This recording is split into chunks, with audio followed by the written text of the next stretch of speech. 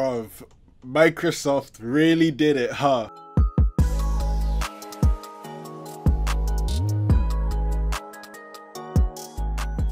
Hey everyone, how you doing today and welcome back to The Culture. Now this is the show where I talk about the latest and greatest in pop culture and I give you my thoughts and impressions of them. Before I get on with the video, if you like things like video games, anime or movies, subscribe to this channel because I talk about that a lot. Also, like this video because you are awesome, and also click the notification bell so that you get notified when Microsoft is about to buy a flipping huge company. So today, right, Microsoft announced that they're buying Bethesda. Oh my days. I believe it was Jason Schreier, I don't know how to say his name, but he tweeted it out this morning that, hey, Microsoft is about to buy Bethesda or ZeniMax, just to let you know.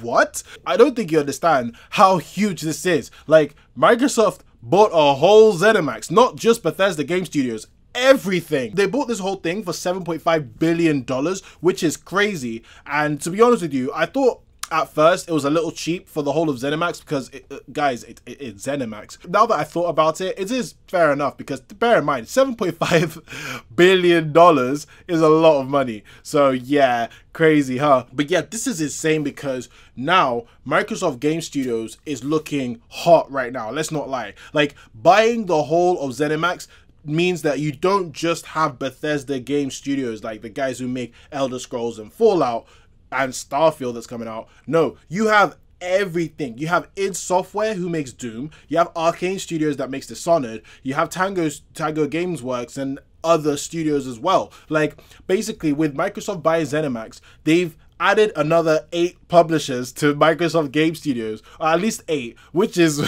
wild. Before I get on to what this means for Microsoft, I just want to talk about this whole acquisition thing that's going on because it's clear as day why Microsoft did this. Well, 2 reasons why. One is for Game Pass because they want to make Game Pass as desirable as possible, and number 2 is because Sony is doing a madness with these exclusive rights. Let's be real here, right? First things first, it was Spider-Man PS4. That took the piss. Let's be real. Spider-Man PS4 took the piss in terms of the game studios or the game industry, because how can Spider-Man, one of the greatest comic book characters ever, have an amazing game that's only available on PlayStation? You can't play it anywhere else. That is crazy. I mean, I can't complain because I love the game and I played it, but it's wild because Xbox users were probably pissed at that. Also, the fact that with the Avengers, Spider-Man, you can only play as Spider-Man in the Avengers on PS5 or PS4. You cannot have that on an Xbox or a PC, which is also kind of mad when you think about it. Another thing is the fact that there's been rumors that Sony is going to be making exclusive rights to have games onto their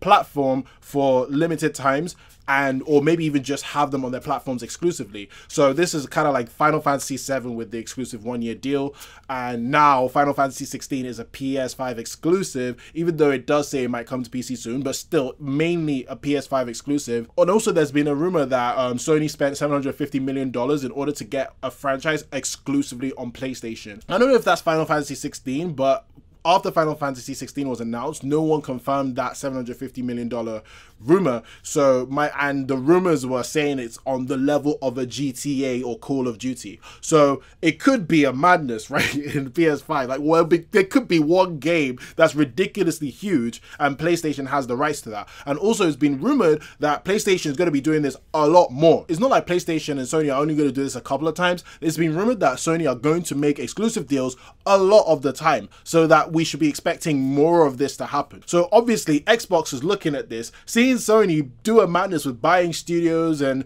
buying exclusive rights to third party, and they probably looked at Bethesda and thought, it, we're Microsoft. Instead of buying timed exclusives and exclusive rights to games, let's go and buy the flipping third party companies. Wow. Like, wow. Like Bethesda, that's huge, because Bethesda, as much as they can be given like a lot of slack this like period because of Fallout 76, and some of their games don't hit the same heights as they used to, even though Doom Eternal and Doom, they're good, they're really good, but everything else has been a little iffy, right?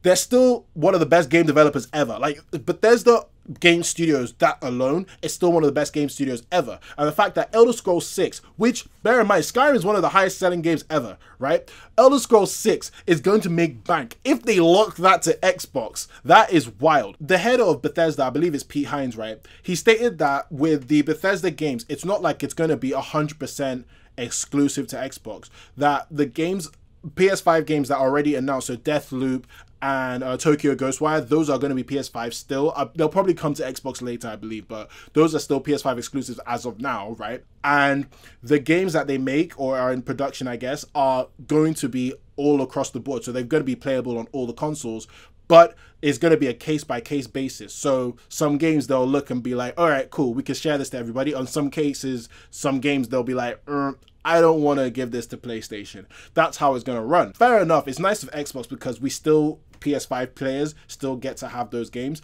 But you know there's going to be exclusive rights, exclusive deals and everything. So you're not going to get the full game when you get these Bethesda games from now on. Especially with Elder Scrolls. Elder Scrolls is probably going to be on PS5. Let's be real. It's too big. They can't just hold that exclusive to Xbox. But I feel like they're going to have some crazy cool parts of the game that's just not going to be a PlayStation because it's an Xbox exclusive. That's what I think is going to happen. And just, this is the game industry now.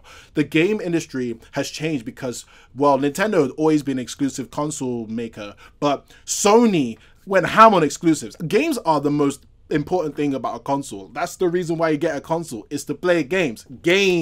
So Sony cracked that code earlier this gen that's about to end.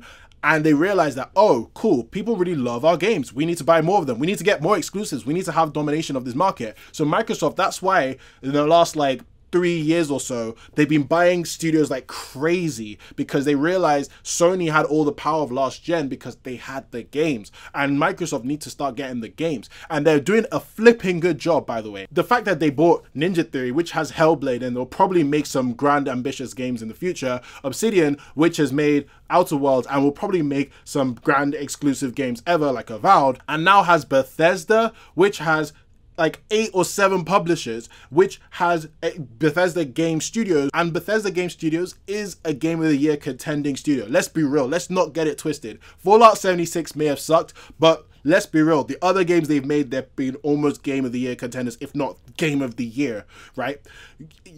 That is huge. Now, Xbox has the potential in the future to now compete head-to-head with Sony in terms of exclusives in the future, though. Like Sony's goated right now, let me not lie to you. The only people that could probably beat them is Nintendo, but Sony is almost on Nintendo's level now in terms of exclusivity games. Like, let me not lie to you. Like, it's been wild, let me not lie. Sony are going on madness, but Xbox is now trying to build that core base in order to compete with the likes of these guys so that they can have that madness too. But yeah, this is a crazy day of gaming. Like, this is a real game-changing thing that Microsoft have done. Let me not lie, like, buying Bethesda is no joke, and because of that, I feel like Sony is about to retaliate. Sony will so retaliate. If Sony really want to be pricks, they should just go buy Take-Two, but they can't buy Take-Two. Let's be real here. Rockstar will never give GTA as exclusivity, or will they? But I wouldn't be surprised if Sony goes and buys, I don't know, maybe Ubisoft might be a bit of a stretch. Something like a CD Projekt Red and all that. Even CD Projekt Red might be a bit of a stretch. Something like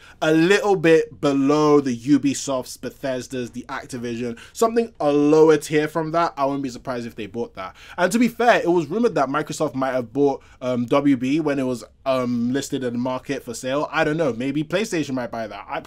I don't know. What do you think about this news that Xbox has bought Bethesda? Do you like it? Do you not like it? Do you think it's going to change gaming? Let me know in the comment section. I'm open to discussion. Thank you very much for watching. Please like this video, subscribe to this channel for more on pop culture and entertainment. Have a great day, stay safe, and I'll see you soon. All right, bye.